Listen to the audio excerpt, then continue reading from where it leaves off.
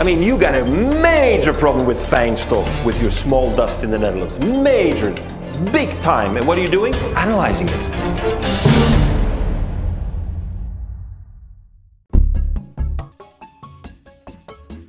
The blue economy is really our desire to use what is locally available,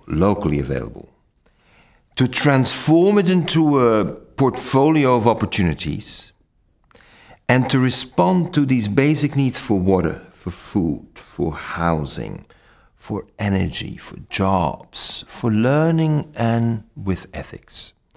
And we want to do it not by having a business model that cuts costs even further, so we can do the social dumping in China and we can do the environmental dumping in Bangladesh. No, it's not about cutting costs, it's about generating more value. And that is really what the blue economy wants to do. We want to transform the business models to the point that we can generate so much more than we ever imagined before. In the blue economy, I'm always thinking, how do we substitute something with nothing? You heard me. What we need is that we have to learn how to learn. We have to learn how to continuously be on a quest of understanding and doing more. Because what we have done is basically convert science into a dogma. What we're in need of is to look at realities and imagine. And that requires the capacity to know your own limits and the capacity to do things. And I think it's very important that we kind of shift around. How do we translate what we think is a dream in a reality? What students are missing is mentors. And students are missing the dynamic relationship between the teacher and the student. And since we have transformed education in a system of multiple choice questions, we have cut the dialogue between the learning experience of the professor with the student and the student with the professor.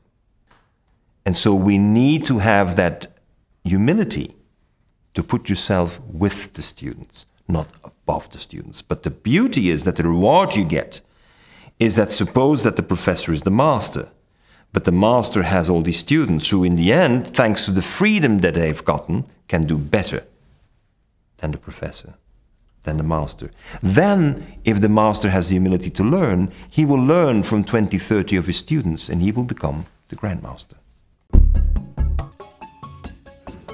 And we keep on complaining and we keep on analyzing and we keep on reading the reports and having all the data before us, we do nothing. That's what needs to change.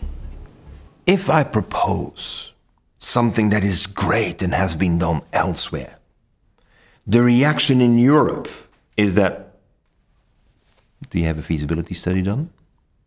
Do you have a technology audit? Who has written a report? Who certified that the report is correct? Is there a pilot implemented? And so, le mal de l'Europe, the European sickness, is that we are Cartesian in heart and soul. We analyze, we debate the results of the analysis, then we will debate the hypothesis on the basis of which we made the analysis. And the result is, we don't do anything. We are experts in saying why it will never work here. We know that very well. Are you ready to do? Because what the world is missing today is a doer. Is an implementer. It's a person who goes from dream to action. And that's what we're missing.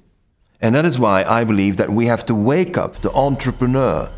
You change something fundamentally in your life first, and second, you change something that you believe in your community will make society so much better.